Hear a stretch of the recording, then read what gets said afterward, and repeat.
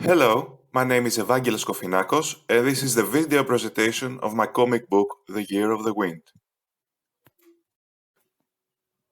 The main theory behind this project is that of intermediality in comics, and specifically the combination of photographs and drawings. My purpose was to explore the advantages of the synergy between the two visual modes and the way they collaborate in order to promote creative narrations on an otherwise oversaturated by classic drawings and text comic books industry.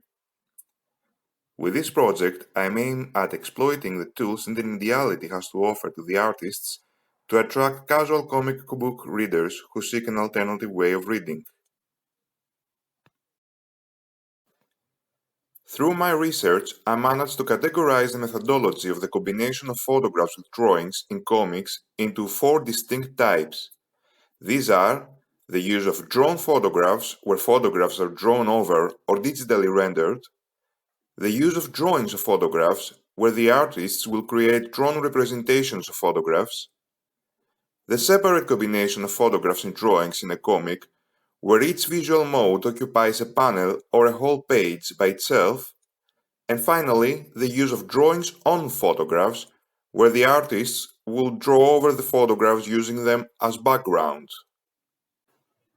I chose the latter technique for my project as it was the most unpopular among the artists' choices and better suited my theme, where I described the crossover from an unreal world to ours, the real one. To achieve this crossover from one reality to another, I used various writing and visual techniques. Inspired by the ideas of postmodernism, I made the choice to use meta-references and have the characters seem to be aware of the medium they appear in. Breaking the fourth wall contribute in getting the protagonists out of the comic book, making the readers to relate more with the circumstances they were experiencing. In the imaginary world we live in, nothing is real, and laws of physics as we know them do not apply. I'm trying to suggest that what is real and what is not depends on the perspective each one of us has on the world, and since we are all different, then the world has infinite truths. The allegories and metaphors help the reader to question these de facto truths and ask of them to reconsider their stance on life. From the point of view of the artists, this comic book may prove that if we forget everything we take for granted about art and start rediscovering the world around us from the beginning, then perhaps we could push the boundaries of the medium further outwards.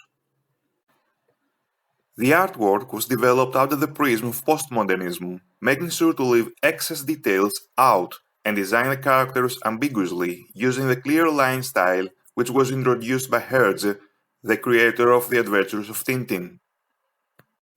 Having simple flat characters on photographically detailed backgrounds will make them stand out and present two different spaces, therefore strengthening the notion of the duality of the truth of the world discussed in the story.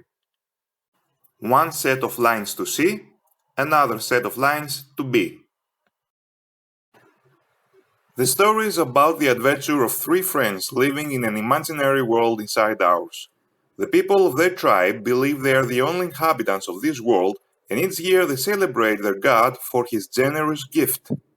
The protagonist has a rebellious spirit. He stands up to the chief of the village and confronts him of being too conservative to lead the tribe. He suggests that there is more in life than meets the eye, and they should go out there and discover new worlds. The chief turns down his request, and he sets off with his friends for their expedition to discover new tribes. The party runs for shelter as a bicycle storm breaks out, and they hide till the night comes. The moon is a Cornwall pastry. Metaphors like these reflect my experiences from living away from my home country. UK was a new world to me. The sudden changes of the weather, the food, the music. I wanted more people to relate with the feeling of being a stranger in a new world, the same way the protagonists of the story feel away from their village. The scene where they use dandelion seeds to fly closer to their destination is a key point in the story. The allegory is that the dandelion seeds are rogue thoughts, thoughts that collide with the status quo of conservatism and fuel our curiosity. These thoughts emerge by our inherent need to change. The allegory here is that the wind that blows the dandelion seeds away is the wind of change that pushes us forward towards progress and change. The party takes a good hold on their thoughts and they carry on with their mission. A mini subplot takes place as the chief makes arrangements to make sure the party fails with their expedition. In this scene, he finds out about their plans by consulting a magical book. It's an annual diary of the tribe's events. Everything that happens is being written there by the magical hand of the beholder who sees everything, an indirect reference to the readers who are witnessing the unfolding of the story the same way the chief is reading it in the magic book. In the meantime, the party is ready to cross a river where all of a sudden they meet their doom.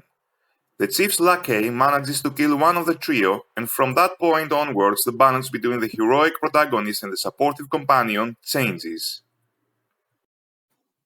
The toll of the loss of their friend was heavy on the protagonist, who now seems to be guided through the rest of the journey rather than guiding. His companion now takes the decisions and pushes him to withstand the difficulties. They end up at the worm's lair, where they manage to ride it and go straight for the dimensional portal, which they hope it will lead them to a new world. In the last scene, the two face their arch nemesis, the chief, and after a battle on the back of the monster, he is eventually eliminated. They make it to the portal and cross over to our world. At this point, the comic becomes colorful, and the two friends face the inhabitants of the new world, us, for the first time. The initial ideas for this project remain the same, although the style and the plot have changed during the last 2 years. I started off by thinking literally about the story and producing a classic drawings with text comic, but in the course of my studies I made the decision to walk off the beaten path and produce an intermediate comic book. I have learned a lot since then. The intermingling of different modes open up many doors in telling a story in a creative and a revolutionary manner. Comics are ideal for such works. The foundations of their nature is based on the cooperation of the verbal and visual mode. Tweaking with these modes results in producing experimental works which broaden the boundaries of the platform.